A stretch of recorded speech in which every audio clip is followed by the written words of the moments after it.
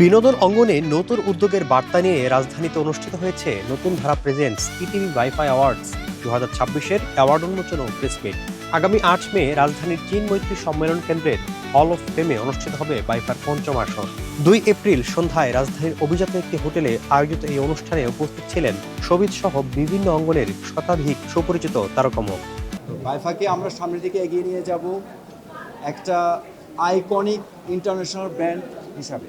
So আমরা এই ব্র্যান্ডটা নিয়ে সাধারণ মানুষের কাছে যেতে চাই এবং এই বছর আপনারা নিশ্চয়ই শুনেছেন যে 29টা ক্যাটাগরিতে আমরা সর্বোচ্চ মান নিয়ন্ত্রণ করে সর্বোচ্চ জাজমেন্ট দিয়ে একেবারেই নিরপেক্ষতার সাথে একদম স্বতন্ত্রভাবে ভালো অ্যাওয়ার্ড উপহার দিতে।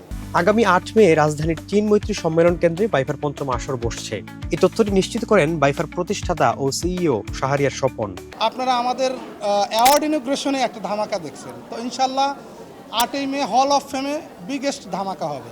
ওয়াইফাই অ্যাওয়ার্ডের চেয়ারম্যান মেরিনা আক্তারের সভাপতিত্বে আয়োজিত অনুষ্ঠানে বক্তব্য প্রদান করেন ওয়াইফার অ্যাডভাইজার মোহাম্মদ মানসুরুল হক, ওয়াইফার ডিরেক্টর অদ্দু করিম এবং মিডিয়া ব্যক্তিত্ব রাজু আলিম সহ জুরি বোর্ডের তারকা প্রতিনিধি অভিনেতা আজিজুল হাকিম, সঙ্গীতশিল্পী ফেরদৌসারা, চিত্রনায়িকা রোজিনা, চলচ্চিত্র নির্মাতা দীপঙ্কর দীপন।